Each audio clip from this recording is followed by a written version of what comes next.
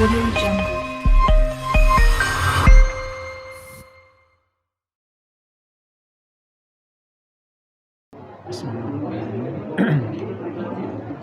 Assalamualaikum warahmatullahi wabarakatuh.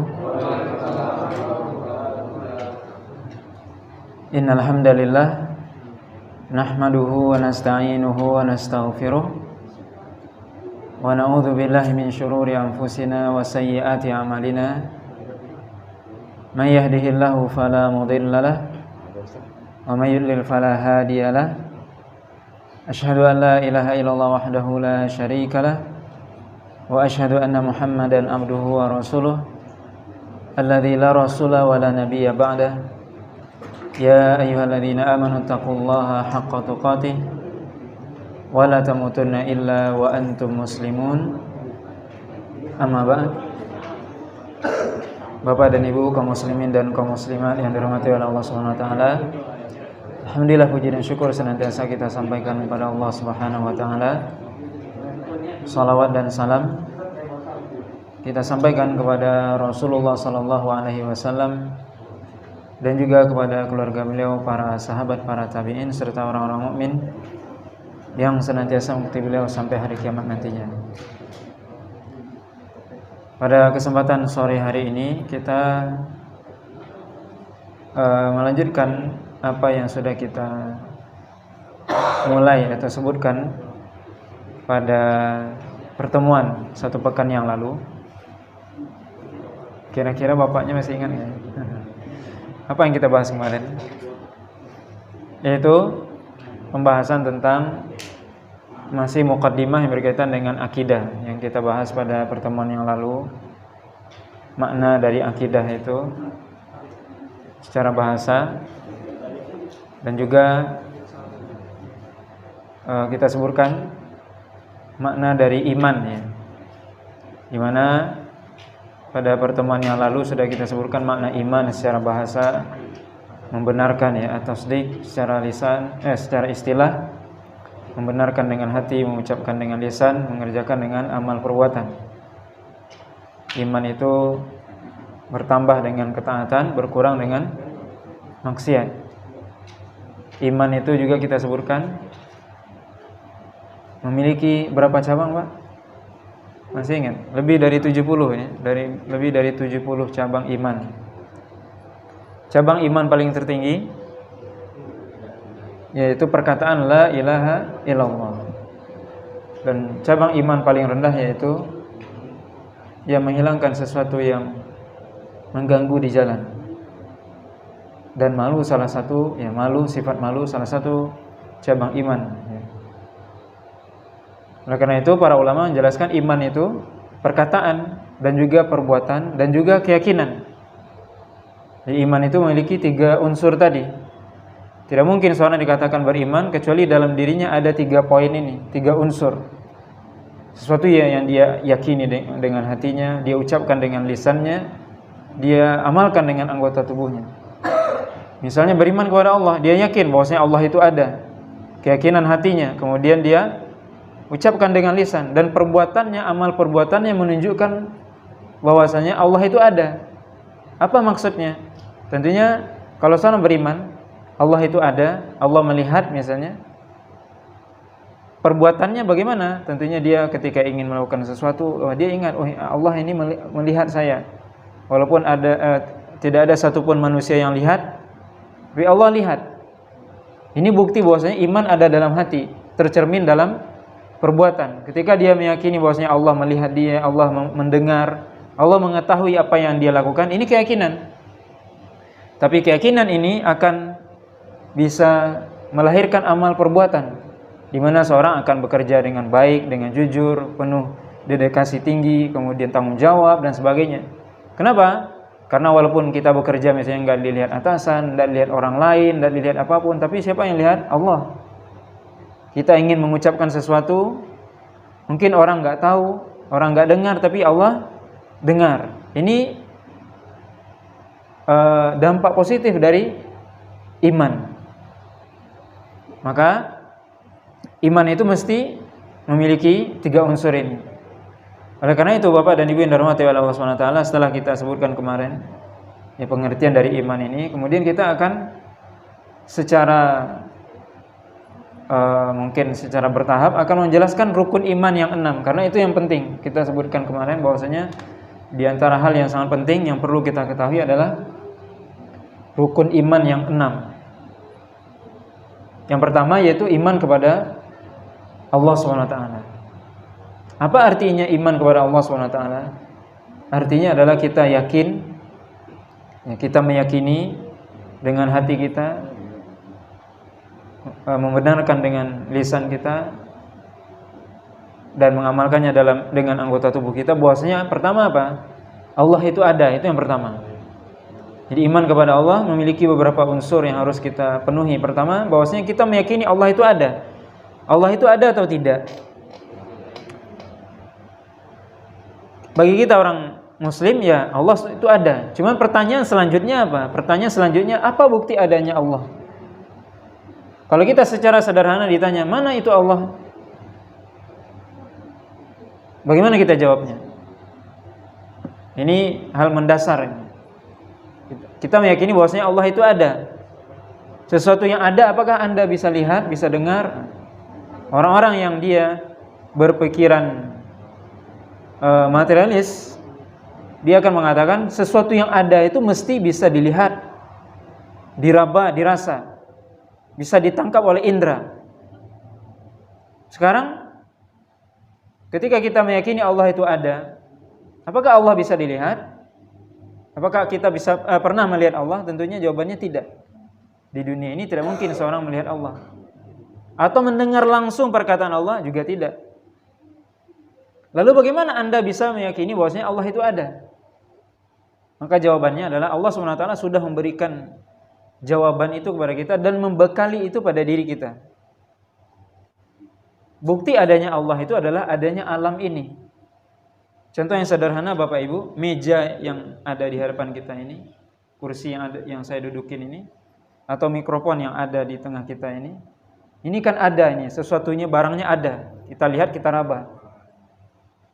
Bukti benda itu ada, ya ada di hadapan kita. Kalau kita bertanya, apakah benda ini ada begitu saja tanpa ada yang membuatnya? Tentunya tidak mungkin. Pasti kita akan mengatakan meja ini ada yang membuatnya, kursi ini ada yang membuatnya. Enggak mungkin ada begitu saja. Itu impossible, enggak realistis, enggak sesuai dengan akal sehat. Bagaimana seorang mengatakan di dunia ini misalnya, oh ini masjid ini ada begitu saja tanpa dibangun oleh para tukang dan insinyur? Enggak mungkin itu. Begitu juga alam ini. Allah SWT, coba kita lihat, ada langit tanpa tiang, ada bumi yang Allah hamparkan, ada gunungnya, ada lembahnya, ada lautnya, daratan, dan sebagainya. Ada matahari, bulan, dan bintang. Bagaimana perjalanan waktu dalam sehari 24 jam tidak pernah salah. Dalam satu pekan 7 hari, dalam satu bulan 29 atau 30 hari dalam bilangan Hijriyah. Dalam satu tahun 12 bulan. Itu tidak pernah meleset. Menunjukkan apa? Bahwasanya alam yang hebat ini ada yang menciptakannya. Itu secara akal. Alam yang hebat ini berarti ada yang mengaturnya. Makanya dikatakan Allah SWT menyebutkan itu banyak dalam Al-Quran. Afalam yanzuru ila sama fawqahum kaifa banainaha wa zayyanaha. Tidakkah mereka melihat manusia itu kepada langit yang ada di atas mereka? Bagaimana kami membaguskan langit tersebut? Bagaimana Allah SWT menciptakan langit, kata Allah SWT, tanpa tiang. Itu Allah sebutkan dalam Al-Quran. Langit itu nggak ada tiangnya. Kalau kita masjid ini ada tiang. Tapi langit yang besar, yang luas, itu nggak ada tiangnya. Allah sebutkan. Bagaimana Allah SWT mengatakan wa fi anfusikum afala tubsirun? Enggak usah jauh-jauh lah. Di dalam diri Anda, kata Allah, ada tanda kebesaran Allah SWT yang menunjukkan bahwasanya Allah itu ada. Coba kita lihat anggota tubuh kita saja. Bagaimana mata kita bisa melihat, ya. Pendengaran kita, semuanya diatur oleh Allah SWT. Dan kita Semua yang diciptakan oleh Allah tidak ada yang sia-sia. Jari kita bagaimana seperti ini, ada ruas-ruasnya apa semua. Itu semua ada fungsinya. Subhanaka ma khalaqta hadza batila. Maha suci Engkau ya Allah, tidak ada yang Kau ciptakan itu sia-sia. Menunjukkan bahwasanya ada yang menciptakan. Kita yang hebat ini, yang makhluk yang sempurna ini, ada yang menciptakan. Maka kalau ditanya apa dalil yang menunjukkan bahwasanya Allah itu ada, dalil yang menunjukkan bahwasanya Allah itu adalah adanya alam ini. Apa itu alam? Kata para ulama, kullu ma siwallah fahuwa alamun. Selain dari Allah itu adalah alam. Di dunia, maka di dunia ini cuma ada dua, Khalik dan makhluk, sang pencipta Allah SWT dan makhluk ciptaannya. Siapa makhluk ciptaan Allah? Selain Allah. Malaikat, jin, manusia, bulan, bintang, langit dan bumi semua adalah makhluk ciptaan Allah SWT. Maka seluruh alam ini menunjukkan adanya Allah SWT. Tapi dengan kebesaran Allah SWT dan hikmahnya, memang kita tidak bisa melihat Allah dengan mata kepala kita karena kita tidak mampu. Tapi insya Allah kita bisa melihat Allah nanti di akhirat. Dan itu Allah sudah sebutkan dalam Al-Quran. Tapi di dunia tidak bisa, karena keterbatasan penglihatan kita. Jangankan kita melihat Allah, melihat sesuatu yang ada dalam diri kita sendiri, kita nggak bisa. Kalau saya mau tanya Bapak Ibu, siapa yang pernah melihat rohnya sendiri? Siapa? Ada nggak Bapak sudah bertemu dengan rohnya sendiri? Roh itu ada dalam diri kita. Kita ini terdiri dari dua unsur, ruhaniyah wa jasmaniyah. Ruh dan jasmani. Yang kita lihat ini, Bapak ini yang rambutnya pakai ini, hidungnya kayak gini, warna kulitnya kayak ini apa? Jasmani, jasad. Tapi yang berbicara, yang menggerakkan, yang merasakan, itu roh. Bagaimana bentuk roh kita? Yang ada dalam diri kita sendiri, kita nggak mampu melihatnya. Lalu bagaimana kita akan mengatakan mau melihat Allah? Tentunya ini suatu hal yang perlu kita ketahui di sini, bahwasanya itu dibatasi oleh Allah SWT. Allah membatasi itu. Makanya Nabi Musa ketika ingin mengatakan, aku ingin melihat Engkau ya Allah. Allah ceritakan dalam surah Al-A'raf. Kata Allah SWT, lan tarani. Engkau tidak akan bisa melihatku, Musa, wahai di dunia ini. Kata Allah, kalau ingin lihat juga, kata Allah, fanzur ilal jabal, fa in istaqarra makanahu fasawfa tarani. Coba lihat kepada gunung itu. Kalau seandainya gunung itu bisa bertahan, kamu akan bisa melihat aku, kata Allah SWT. Falamma tajalla rabbahu kharra sa'iqa. Ketika Allah SWT memperlihatkan wujudnya, maka Nabi Musa tersungkur. Nggak bisa melihat Allah. Pingsan, nggak bisa lihat Allah. Kenapa? Kemampuan kita di dunia ini nggak bisa. Makanya kita nggak bisa mengkiaskan, menganalogikan dunia dengan akhirat. Berbeda Bapak Ibu kehidupan dunia dan akhirat. Kita di akhirat nanti, sebagaimana nanti akan kita jelaskan kalau kita bicara tentang iman kepada hari akhir. Tapi ini salah satu contoh. Kalau kita di akhirat bagaimana? Kita akan dibangkitkan oleh Allah SWT sebagaimana kita dilahirkan. Semua kita di suatu tempat yang namanya mahsyar. Mahsyar itu di tempat berkumpul. Seluruh manusia sejak zaman Nabi Adam sampai hari kiamat. Berapa jumlahnya hanya Allah yang tahu. Dikumpulkan di satu tempat namanya mahsyar. Kata Nabi SAW, seperti kita dilahirkan. Bagaimana kita dilahirkan kata Nabi? Uratan, hufatan, ghurla. Uratan tidak berpakaian. Tidak, ya kita lahir tidak berpakaian. Tidak sehelai benang pun yang ada melekat di tubuh kita. Hufatan, tidak pakai sandal, nyeker. Ghurla, tidak berkhitan. Seperti kita dilahirkan. Tapi apa Bapak Ibu? Kita dibangkitkan seperti bapak kita Nabi Adam. Berapa tinggi bapak kita Nabi Adam? Situ nadhiraan kata Nabi. 60 hasta. 60 hasta. Bukan seperti kita sekarang ini berapa hasta kita ketingginya? Bapak kita Nabi Adam berapa tingginya? Kata Nabi SAW 60 hasta. 60 hasta itu berapa? Kalau satu hasta itu sekitar, satu hasta begini. setengah meter aja berarti 30 meter gitu. Lebih kurang. Tinggi kita, tidak bisa bayangkan itu. Kita akan dibangkitkan itu di mahsyar. Kata Nabi SAW, orang dalam keadaan yang banyak tadi dan berdesak-desakan, yang matahari didekatkan kata Nabi SAW. 1 mil. 1 mil itu berapa? 1,6 kilometer cuma. Tidak sampai 2 kilometer, 1 mil. Sekarang berapa jarak matahari dengan kita? Jutaan kilometer. 1 mil didekatkan oleh Allah SWT. Dan kata Nabi SAW, orang bisa melihat orang yang paling jauh sana seperti dia melihat orang yang di dekatnya. Gimana itu? Itu tidak bisa kita bayangkan. Itu akhirat. Kita bisa melihat orang yang apa? Yang jauh di sana, yang di ujung. Kita misalnya berdiri di ujung ini. Orang di ujung sana, bisa kita lihat sebagaimana kita melihat orang yang di dekat kita. Bagaimana itu? Itu rahasia Allah. Tidak tahu kita. Itu kebesaran Allah SWT. Itu akhirat. Dan kita didiamkan oleh Allah SWT selama 50.000 tahun. Bahasa kasarnya, sederhananya, kita dijemur sana. 50.000 tahun. Belum dia apa-apain sama Allah. Belum dimulai hisab, belum dimulai pertanggungjawaban, belum dipanggil. Kuatkah kita dijemur? Kita coba bawa Pak dijemur besok pagi, siang. Berapa tahannya? Di jam 12 itu. Berapa lama kita tahan? Mungkin 10 menit sudah keringatan besar gitu. Ya. Kita dijemur oleh Allah SWT 50.000 tahun. Itu kemampuan bagaimana? Itu semua akhirat. Yang Nabi ceritakan itu dalam hadis-hadisnya yang sahih. Nah sekarang kita kembali kepada yang pertama tadi. Bahwasanya iman kepada Allah menunjukkan apa? Bahwasanya kita beriman akan adanya Allah. Tapi sekali lagi, apa yang menunjukkan adanya Allah? Adanya alam ini. Kalau kita tadi menyebutkan, kalau ada orang yang mengatakan, oh gimana bentuknya Allah? Kita nggak bisa. Kita belum diberitahu. Kita belum diberi kesempatan oleh Allah untuk melihatnya di dunia ini. Dan tidak akan melihatnya. Bahkan Rasulullah SAW ketika Isra dan Mi'raj, manusia paling mulia siapa? Rasulullah. Manusia paling mulia. Aisyah bertanya,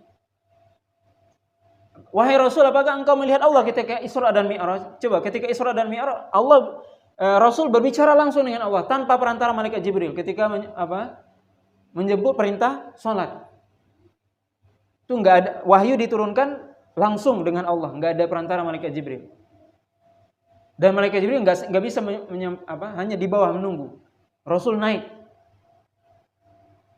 berbicara dengan Allah SWT. Tapi ketika ditanya, wahai Rasul, apakah engkau melihat Allah? Tidak. Apa kata Nabi SAW? Nurun anna arahu. Nurun ana arahu. Yang saya lihat adalah cahaya. Saya tidak melihat Allah, kata Rasul SAW. Dalam hadis yang lain disebutkan apa? Allah SWT itu hijabnya yang membatasi antara Allah dengan makhluk adalah nur, cahaya. Yang kalau dibuka cahaya itu akan terbakar seluruh segala sesuatu yang ada di alam semesta ini sejauh pandangan Allah SWT. Itu kebesaran Allah SWT yang membuat kita di dunia ini belum bisa melihatnya. Tapi apa? Allah SWT telah membakali diri kita, fitrah kita akan adanya Allah SWT. Bahkan orang-orang ateis pun, orang-orang musyrik pun yang mengaku tidak percaya kepada Tuhan pun, mereka kalau ditanya hati kecilnya, ada Allah atau tidak, ada yang menciptakan atau tidak, pasti ada. Ada orang yang mengatakan, oh saya nggak percaya itu adanya Tuhan. Itu hanya di lisan saja. Hati kecilnya pasti. Coba kita lihat. Contoh paling jelas, paling konkret, dua kita berikan contoh. Satu, iblis. Makhluk yang paling durjana, sepakat kita siapa? Iblis. Iblis tahu nggak dia bahwasanya Allah yang menciptakan dia? Tahu, Allah sebutkan dalam Al-Quran. Khalaqtani min nar wa khalaqtahu min tin. Wahai Allah, engkau ciptakan aku dari api, engkau ciptakan dia Adam dari tanah. Berarti tahu nggak? Berarti iblis mengakui bahwasanya dia diciptakan oleh Allah. Fir'aun, contoh yang kedua, yang dia mengatakan apa? Ana rabbukumul a'la, akulah Tuhanmu yang paling tinggi. Sembahlah aku, kata Fir'aun kepada penduduk Mesir ketika itu. Coba kita lihat ketika Fir'aun itu mau tenggelam di Laut Merah, ketika mengejar Musa, Allah ceritakan dalam surah Yunus.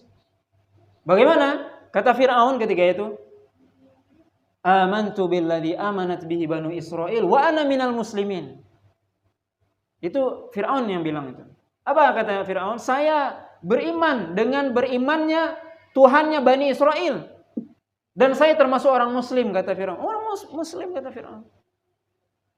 Apakah diterima taubatnya Fir'aun? Ayat selanjutnya menjelaskan, Al-ana wa qad asaita qablu wa kunta minal mufsidin. Kata Allah, baru sekarang kamu taubat Fir'aun. Enggak diterima. Itu Allah SWT ceritakan. Berarti Fir'aun sendiri yang bukan hanya tidak percaya akan tidak adanya Tuhan, bahkan dia sendiri mengaku jadi Tuhan. Apa yang terjadi di akhir hayatnya? Berbicaralah hati kecilnya. Saya beriman dengan Allah, sebagaimana Bani Israel beriman dengannya. Tapi intinya itu enggak diterima. Nah ini apa, Bapak dan Ibu yang dirahmati Allah SWT, bahwasanya kepercayaan, keyakinan bahwasanya Allah itu ada, Allah yang menciptakan itu seluruh makhluk, seluruh manusia itu mengakui. Walaupun ada yang secara lisannya tidak mengakui, orang-orang ateis, komunis dan sebagainya. Itu hanya lisan. Dan bukti adanya Allah SWT sangat banyak. Ya, seperti yang kita sebutkan tadi, alam semesta ini menunjukkan akan adanya Allah SWT. Dan yang lebih lagi bisa kita lihat dalam Al-Quran.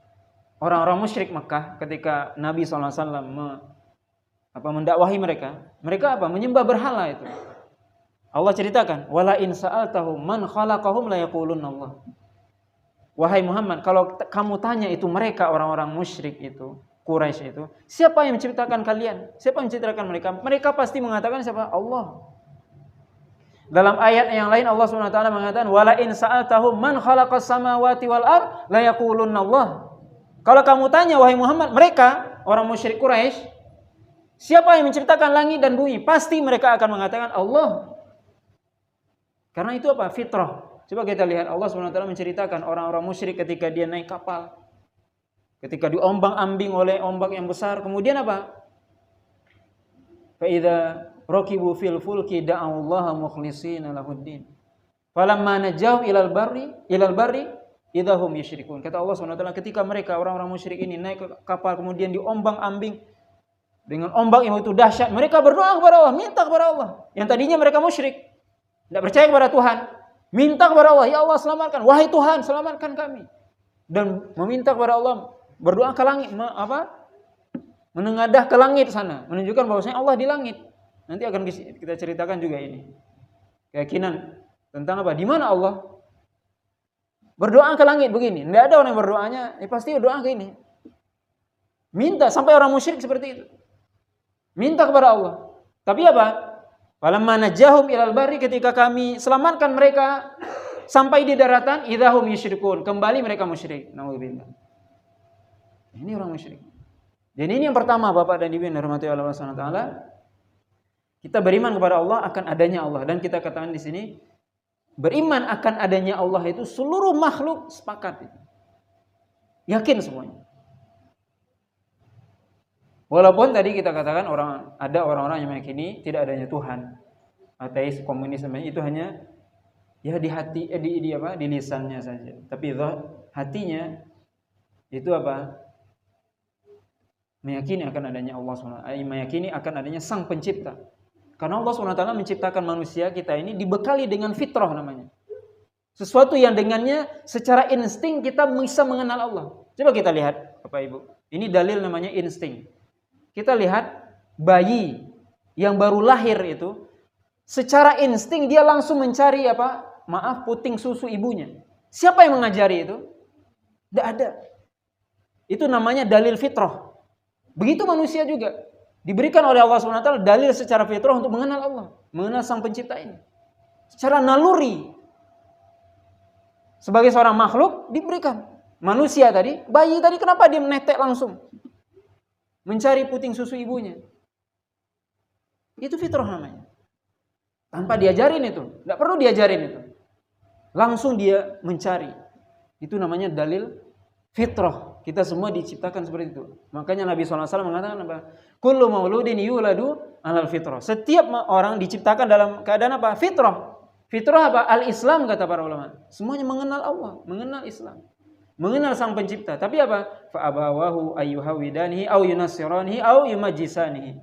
Tapi kedua orang tuanya lah yang nanti akan menjadikan dia Yahudi, Nasrani atau Majusi. Orang tua, lingkungan dan sebagainya.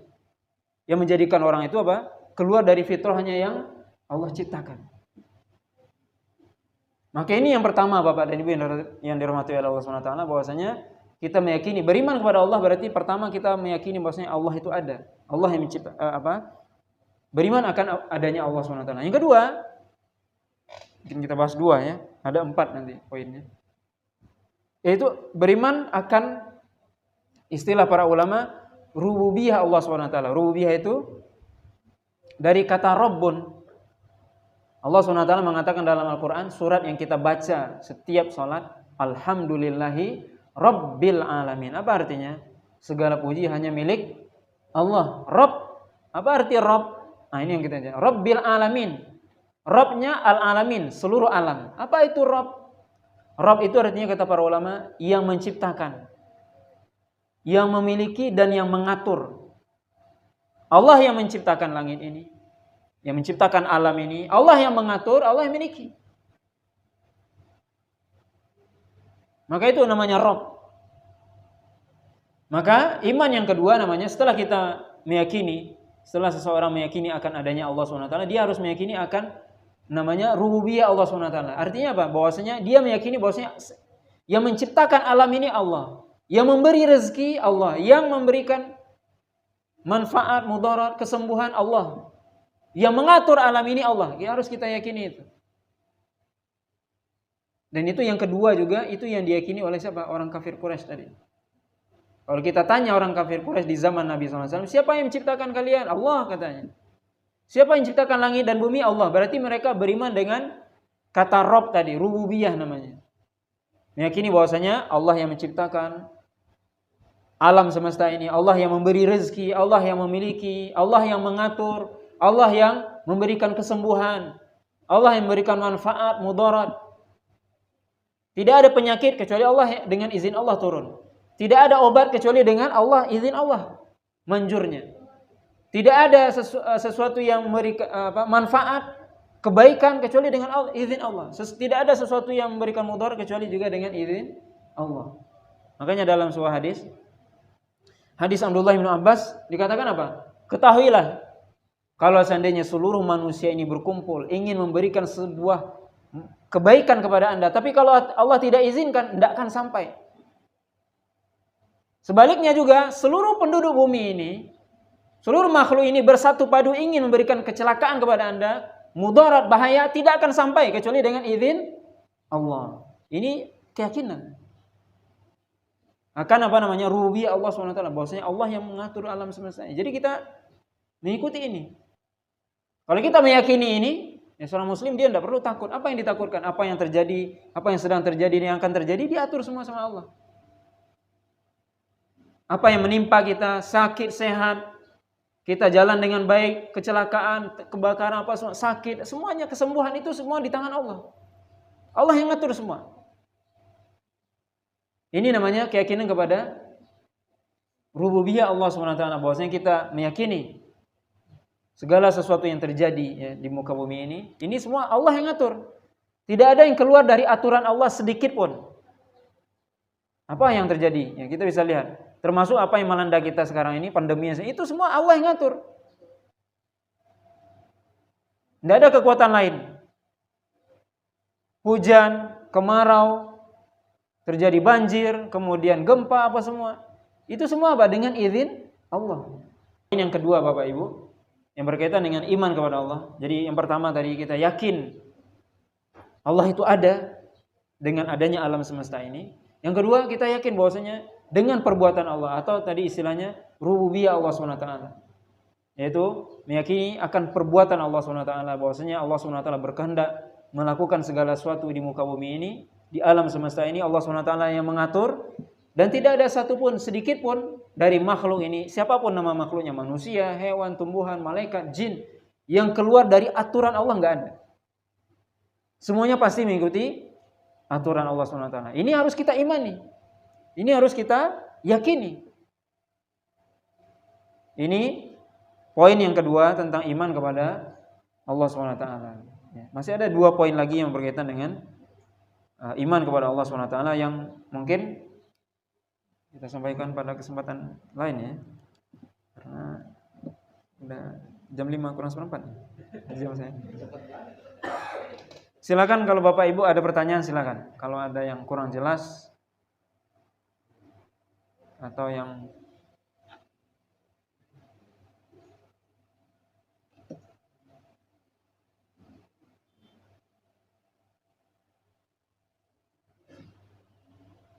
gimana Bapak Ibu? Jelas apa ora jelas?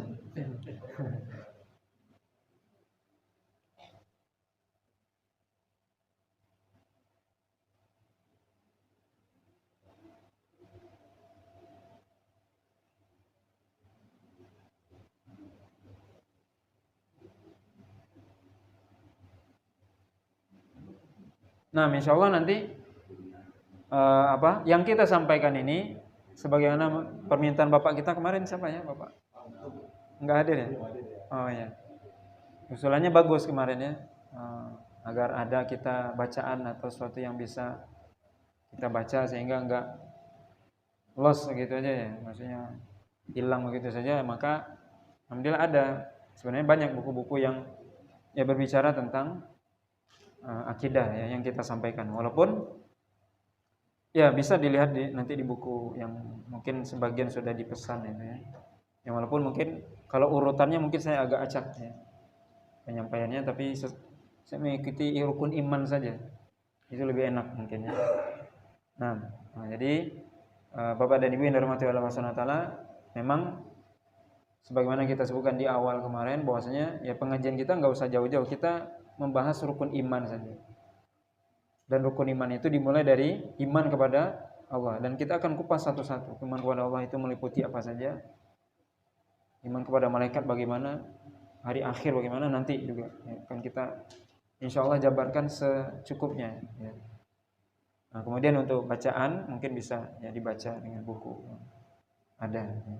Jadi itu Bapak dan Ibu yang dirahmati Allah Subhanahu wa taala,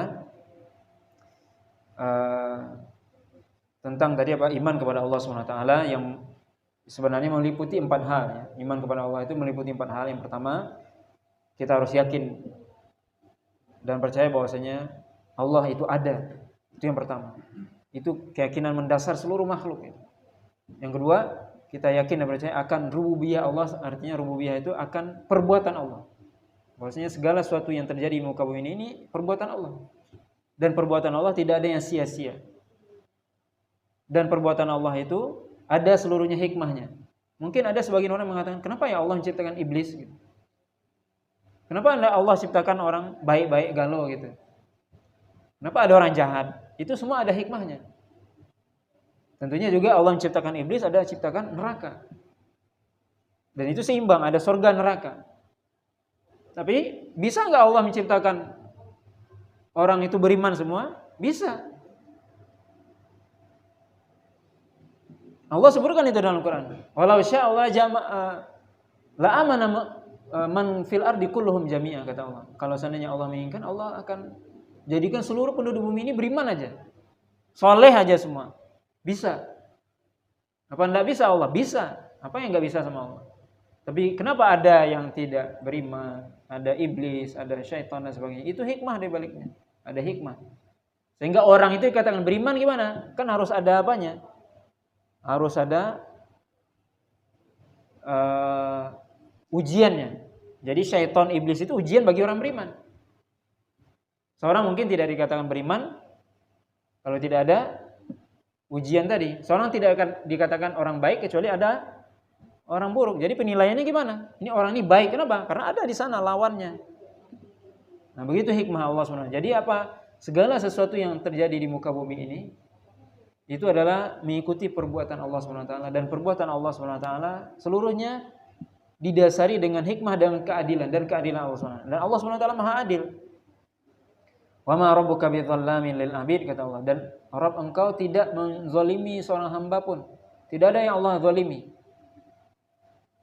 Tapi hamba itulah yang dia sendiri melakukan kezaliman. Kenapa orang itu tersesat? Nah, nanti juga akan bicara, kalau kita bicara tentang takdir nanti rukun iman ke-6. Ya, karena dia sendiri yang memiliki kesesatan. Ketika dia sesat, Allah sesatkan lagi.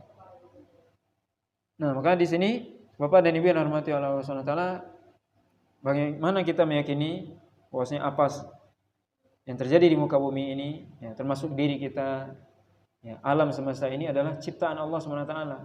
Dan itu hasil dari perbuatan Allah Subhanahu wa taala.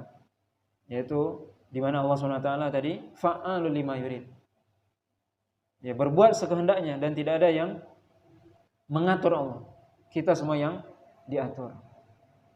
Nah, ini iman yang kedua, ya. Bagian poin yang kedua yang harus kita yakini dalam kehidupan kita, bahwasanya segala sesuatu yang di muka bumi ini itu tidak keluar dari, ya, perbuatan Allah. Semuanya Allah yang mengatur. Ya, Allah SWT yang berbuat, ya, berkehendak. Maka nanti baru kita ada poin yang ketiga nanti, itu iman kepada nama dan sifat Allah. Mungkin ini cukup panjang. Dan juga yang terakhir, iman kepada uluhiyah atau hal yang sifatnya ibadah atau ketuhanan. Dan ini juga inti dari, jadi kalau kita lihat iman kepada Allah itu intinya adalah di bagian keempat nanti. Ini bagaimana seorang ketika dia beriman kepada Allah, mestinya dia beribadah kepada Allah. Yaitu konsekuensi dari tiga hal sebelumnya, ya. Insya Allah nanti akan kita lanjutkan, ya, pada kesempatan yang akan datang, yaitu pembahasan tentang iman pada nama dan sifat Allah, kemudian iman kepada uluhiyah atau ketuhanan, ya. Setelah itu baru kita bahas iman kepada malaikat, ya. Wallahu a'lam. Cukupkan, mudah-mudahan bermanfaat apa yang kita sampaikan dan bisa dipahami. Saya tutup. Subhanakallah bihamdika asyhadu an la ilaha illa anta astaghfiruka wa atubu ilaik. Sallallahu ala nabiyina Muhammadin wa ala alihi wasallam. Wassalamualaikum warahmatullahi wabarakatuh.